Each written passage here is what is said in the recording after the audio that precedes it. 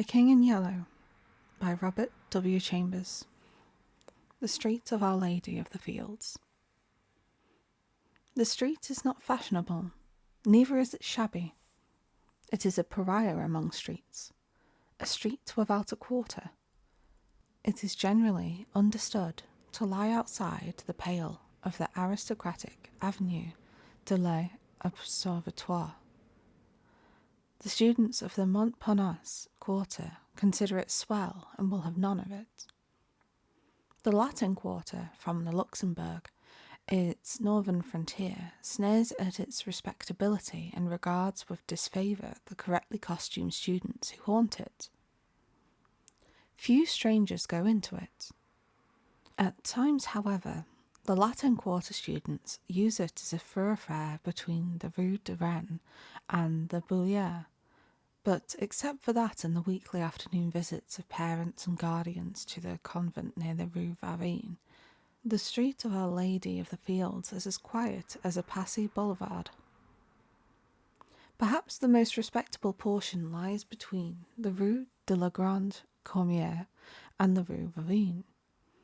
At least this was the conclusion arrived by the Reverend Joel Barham as he rambled through it, with Hastings in charge.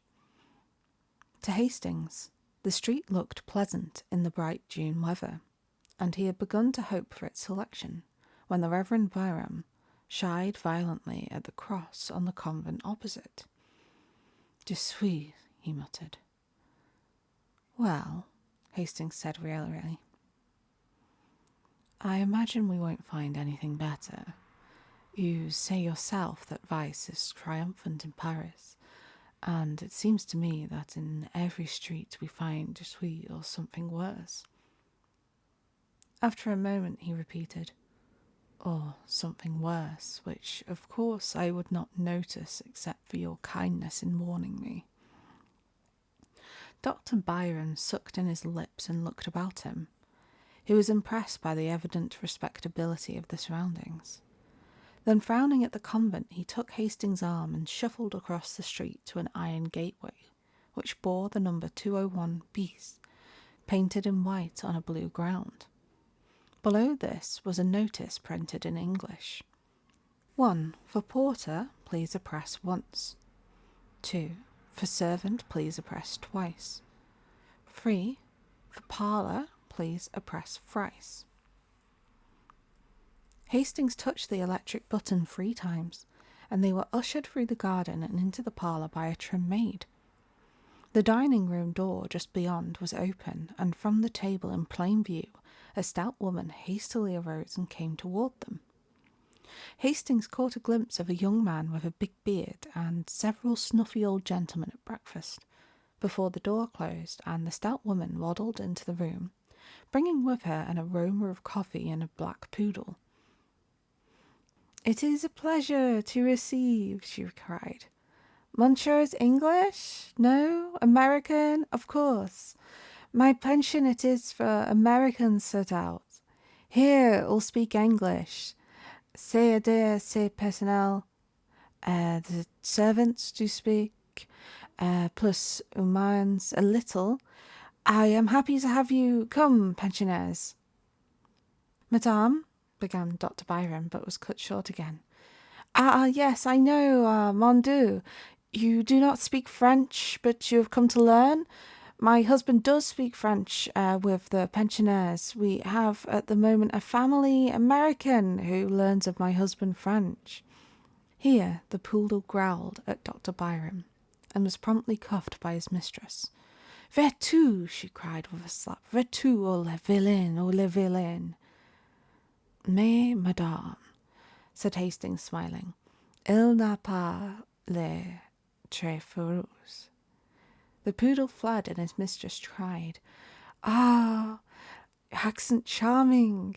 He does speak French already like a Parisian young gentleman."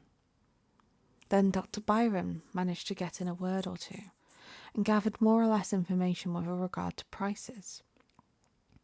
"It is a pension, sir. My clientele is of the best. Indeed, a pension, a family where one is at home." Then they went upstairs to examine Hastings' future quarters, test the bed springs, and arrange for the weekly towel allowance. Dr. Byram appeared satisfied. Madame Marotte accompanied them to the door and rang for the maid, but as Hastings stepped out into the gravel walk, his guide and mentor paused a moment and fixed Madame with his watery eyes. "You understand," he said, "that he is a youth of most careful bringing up, and his character and morals are without a stain.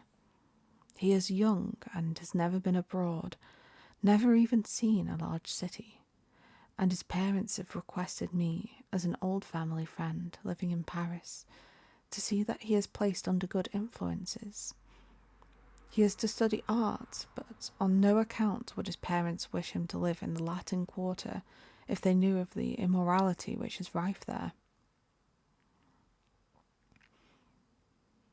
A sound like the click of a latch interrupted him, and he raised his eyes, but not in time to see the maid slap the big-headed young man behind the parlour door.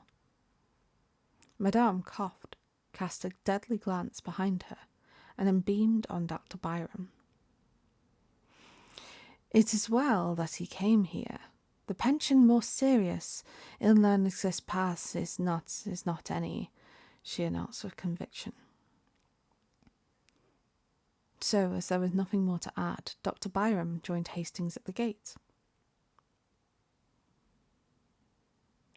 "I trust," he said, eyeing the convent, "that you will make no acquaintances in Montjuicy." Hastings looked at the convent until a pretty girl passed before the grey facade, and then he looked at her.